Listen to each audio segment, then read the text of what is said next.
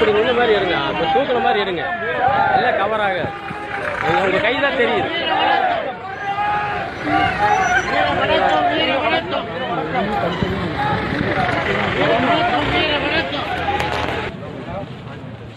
नमस्ते, स्वागत है आपका इंडिया दिस वीक के तीसरे एपिसोड में। मैं हूं आपकी को host Aamna Ansari. Hi, this is Khalid Beg and welcome to the third episode of India This Week. Today we join you on a very somber occasion. We join you on a day of a national tragedy, national mourning. We've lost India's first Chief of Defence Service, General Bipin Rawat, along with his wife Madhulika Rawat and 11 other defence personnel in an IAF helicopter crash near Kannur in Tamil Nadu's Nilgiri district. This incident happened on Wednesday, 8th December, around 12 noon.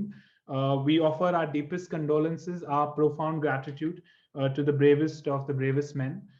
Group Captain Varun Singh is the sole survivor and is currently being treated in Wellington Hospital.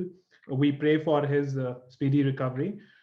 Joining us today to discuss this monumental tragedy is author, writer, defense analyst, and one of India's finest public intellectuals, Abhijit Iyer Mitra. Welcome, Abhijit.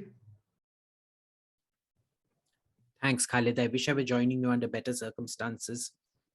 Unfortunately, it is what it is.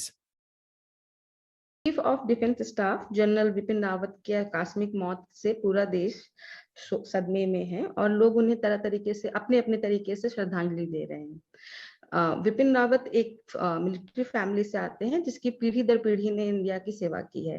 इसी legacy को आगे बढ़ाते हुए विपिन रावत ने भी देश के combat क्षेत्र से लेकर के देश की आर्मी के सर्वोच्च पदों पर भी अपनी सेवा दी है और वो इंडिया के 27th chief of army staff थे।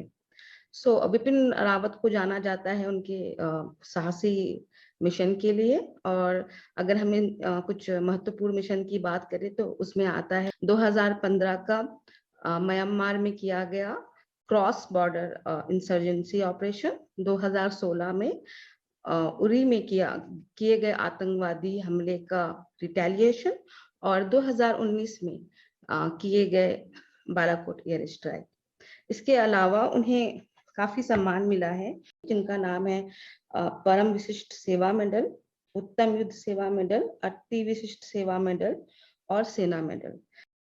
You know, there was this controversy of him superseding 2 army generals ahead of him in the seniority ladder. What are your thoughts on that?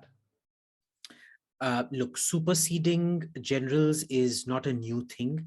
It happens because usually what they're looking for, other than absolute seniority, is a certain length of tenure. If you're going to stick around, assume you're the senior most general. If your term comes to an end in about 3 months, 6 months, or 9 months, or something like that, it's not really feasible to make you the chief of army staff because, a chief of army staff requires time to consolidate, stabilize, implement certain visions, etc., etc., etc. And, instead of even assume that the people superseded had a year and a half. What you want to put in place is a long-term plan, as long-term as it can be under the circumstances, right? We're not saying ki appoint somebody the chief of army staff for 11 years like they do in Pakistan or something like that, that jab coup hota hai, somebody takes over and becomes, extends their own term. So not 11 years, but as far as feasible, you try to keep a person on for as long as possible. Does it ruffle feathers? Of course it ruffles feathers, but there's nothing wrong in it. There is no breach of regulations in it. It is the prerogative ultimately of the government. So that was the manufactured controversy in a way then. It was a manufactured controversy because just because somebody likes someone or something like that, you can't just base this on likes, dislikes, etc. The government has a certain vision that there's a reason the power is given to the government to decide these things. Right.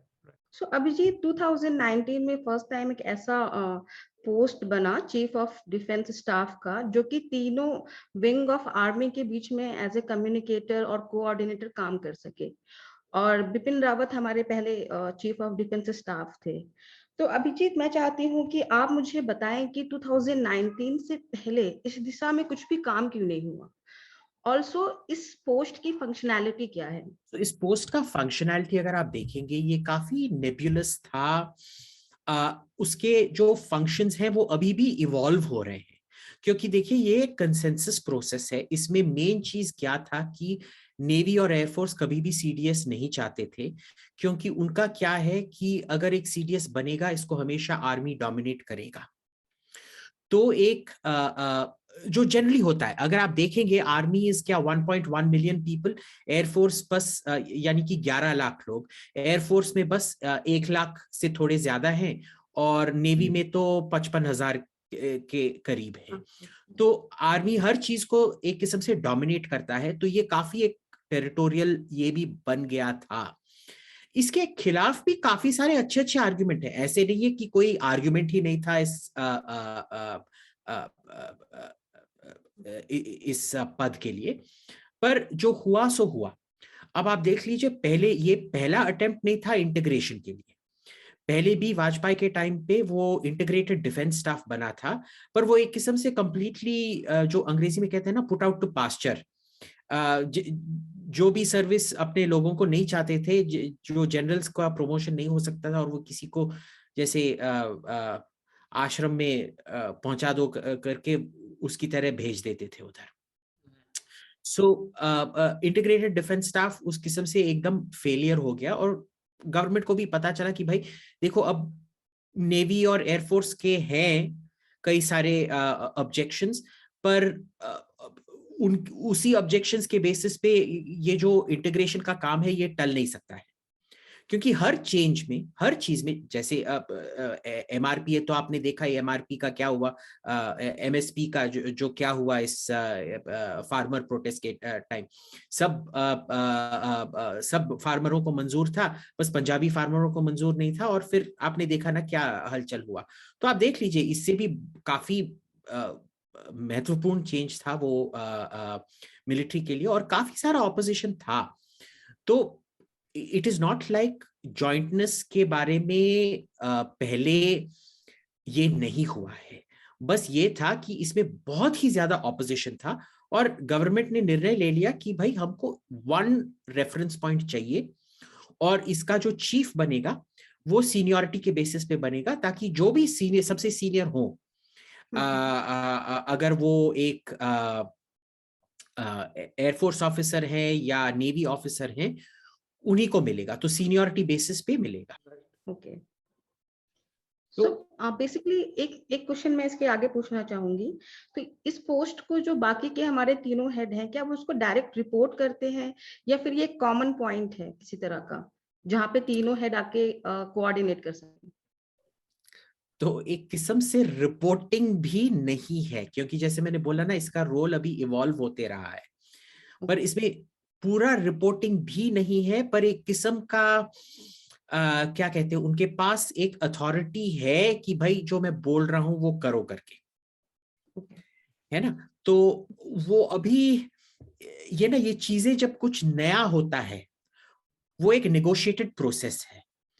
जैसे कि आप भी अगर देखेंगे, अगर 2 लोगों का शादी हो और वो पहली बार घर बसा रहे हैं, टेक्निकली में तो पत्नी आपकी अर्धांगिनी होती है, हर चीज में इक्वल होना चाहिए, पर उधर भी नेगोशिएशन प्रोसेस होता है। आपने देखा होगा कि बहुत सारे बैश्ड वाइफ सिंड्रोम जिसे कहते हैं, वो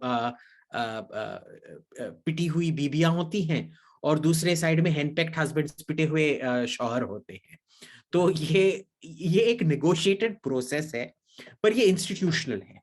तो इसमें अभी भी ये जो पावर इक्वेशंस हैं ये अभी वर्कआउट हो रही हैं, ये कभी टेस्ट नहीं हुए हैं, ये टेस्टिंग के टाइम ही इनका रोबस्टनेस पता चलेगा। Right, there's some interesting arguments there. Abhijit, coming to the next question, which was it was shocking and disheartening to see the reactions of some of the former men in the uniform who were celebrating and justifying these remarks of, the death of one of the topmost army officers of India. What do you make of that? Look, there's no service in India that doesn't have, sorry to say this, but lumps of shit. Right. Okay, you will have in Hinduism, you'll have good priests and you'll have frauds. Right. Okay, you will have truly spiritual babas and you'll have rapist babas. Amongst muezzins, you'll have people who are genuinely nice people and people who are completely crazed fanatics. Catholic Church, you'll have genuinely angelic people, and then you'll have absolute child molesters and things like that. Right. All institutions, irrespective of where they are, have their fair share of scum. Mhm. So it shouldn't surprise us that, the Indian Army also has its fair share of scum. All right. Jealousy, politics, whatever it is, it's kind of natural for that kind of thing to happen. Mhm. The problem here really is that, at a time when the entire nation is kind of looking up to the army kind of tends to unite everybody in this country. Right. Well, unless you're a Kashmiri stone pelter, it generally tends to unite you. But, it's, if you want to foul mouth the man, I mean, by all means, go ahead and foul mouth him, but you really have to do it in public. And mind you, this is, we're not just talking about the officers in question. I mean, we're all flawed. I mean, who exactly is perfect? I'm sure General Rawat had his flaws, but tell me, what did the daughters do to have to hear all of this? They lost both their mother and their father. Do they really deserve it? I mean, if you die, would you want your children or whoever you leave behind to be listening to all of this nonsense? So, it's just, look, you can't legislate these things. Some people have been arrested for this.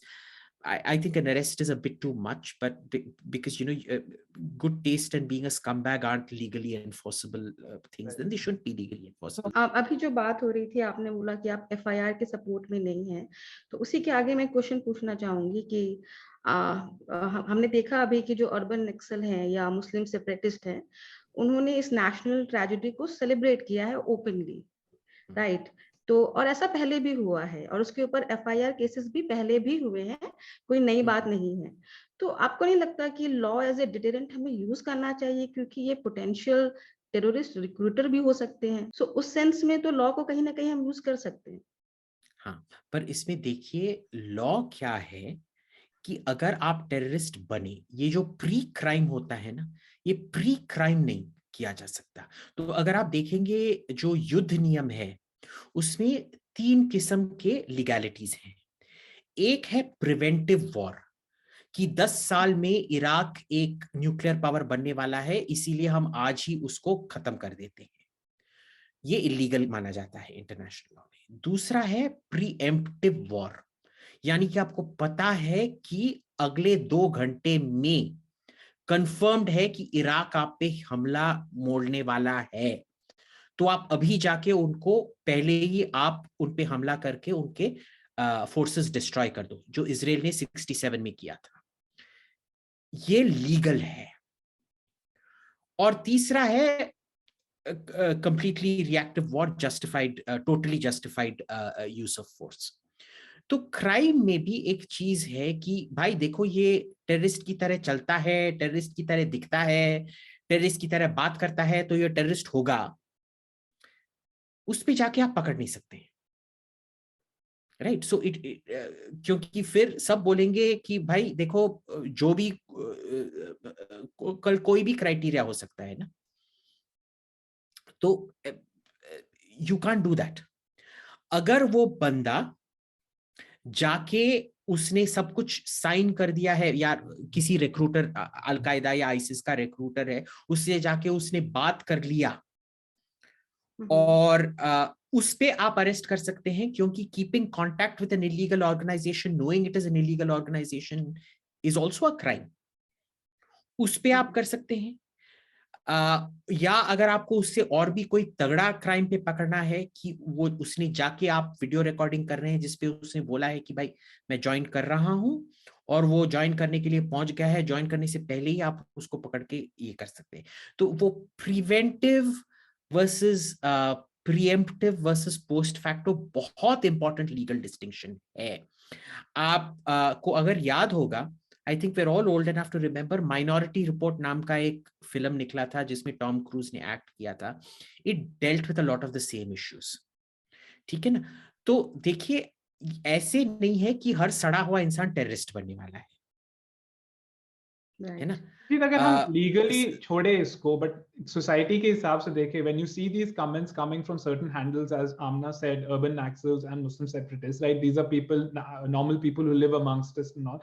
It does create a lot of social strife, right? The communal harmony of the nation comes at the edge when the person's abusing the chief of the army, and then these are the same people who say there's not enough democracy. What more democracy is needed when you're openly celebrating and all that? So leaving aside the legal aspect, how can one ensure that these things are addressed yet not get into the, I mean, you can't have a law for it, but on that front, if you could say that, how do you look at it? Do you believe one should just ignore it, or because even if one ignores it, ultimately certain people will take the legal route, which still is the better thing, right? There's no violence against these people.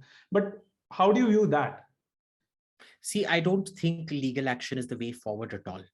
Because assume tomorrow that Hafiz Saeed dies. And I celebrate it saying ki bhai suwar mar gaya. Now, he may be a hero for a lot of Kashmiris. Their sentiments are outraged and it doesn't help communal harmony. Are you going to throw me in jail? Whose feelings? See, hurt feelings are not a measure of criminality. So you can't just throw people in jail for hurting somebody's feelings. Right. No, I'm not talking about the jail thing. I'm saying, what is the way to deal with it? Is one just the way to deal with it is really social boycotts. Okay, you find that this guy is a really nasty, horrible person. And you write to the person saying, the person's employer or something, saying, I'm sorry, if this is the values you espouse, I'm no longer willing to buy your product.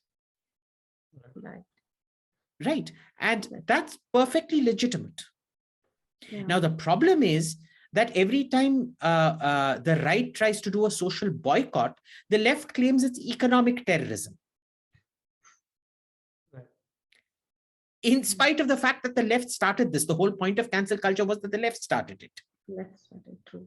Right. So it's again one of those issues where, see, personally, I don't believe that somebody should face work consequences for a point of view. But it is what it is. It is a legitimate tool to be used because it's not illegal. Okay. Yeah. So you can absolutely go ask the employer and demand, or the institution where the person is studying, and demand answers or action. Yeah. And you can definitely use your collective bargaining power, because if you accept that unions have collective bargaining power, then civil society should also have collective bargaining power to say, you do this or else we're not going to buy your product or whatever. Right. But इसी पे एक second question आता है कि India में एक ऐसी lobby है जो आप इस तरह से अगर करते हैं, सोशल बाइकआउट करते हैं या कुछ भी करते हैं, तो वो बिल्कुल एक्टिव हो जाती है वो लॉबी. एंड ये लॉबी सिर्फ यही नहीं करती है, जो पाकिस्तान, जो इंडिया के डिस्ट्रक्शन के सपने देखता है, उस पाकिस्तान से हमेशा हमें कहती है कि अच्छा संबंध बनाने की कोशिश करो. मतलब कल का जो एपिसोड हुआ उसमें पाकिस्तान के कई सारे हैंडल ने आकर के हाँ रिएक्ट किए, पोस्ट पे सेलिब्रेट किए, बट हमें अपनी तरफ से हमेशा उनसे अच्छे संबंध बनाने हैं, और ये कहने वाले हमारे हिंदुस्तान के ही लोग हैं. तो मैं चाहूंगी अभिजीत, आप मुझे बताइए कि इस लॉबी का माइंडसेट क्या है और क्या अचीव क्या करना चाहते हैं. देखिए, ये जो लॉबी है ना, इनके बहुत अलग अलग किस्म के सोच विचार हैं. एक तो जेन्युइनली बुद्धू लोग हैं, और बुद्धुओं का तो कोई इलाज नहीं है. यानी कि अगर आपके पापा मम्मी ने देखा नहीं कि यार मेरा बच्चा बुद्धू है, तो एडल्टहुड में अब क्या किया जा सकता है. जैसे कहते हैं ना, कुत्तों को जब पपी होता है तभी टॉयलेट ट्रेन करो, नहीं तो फिर जब पिल्ला बड़ा कुत्ता हो जाता है उसका टॉयलेट ट्रेनिंग तो हो नहीं सकता है, वो तो घर पर ही सुसु करते रहेगा. तो इसका तो कुछ हो नहीं सकता है. दूसरे लोग हैं जिनका पूरा एजेंडा ही होता है कि एक किस्म का जहर फैलाते रहो और डाउट क्रिएट करते रहो with in the national resolve. अब तीसरा कैटेगरी है इसमें जो जेन्युइनली पूछता है, and it is a valid category, कि अब तक आपके पास क्या सॉल्यूशंस रहे हैं जिन्होंने Pakistan, that has made Pakistan behave the way you wanted to behave. और ये एक वैलिड क्वेश्चन है जो हमको पूछना चाहिए, क्योंकि हमने जब उनको कुछ नहीं किया, जैसे 26/11 के बाद हमने कुछ भी नहीं किया उनको, मुंबई के जो आतंकवादी कांड हुआ था, उसके बाद भी उन्होंने नहीं रोका और टेररिस्ट अटैक करते रहे। पर जब आपने ऑपरेशन पराक्रम किया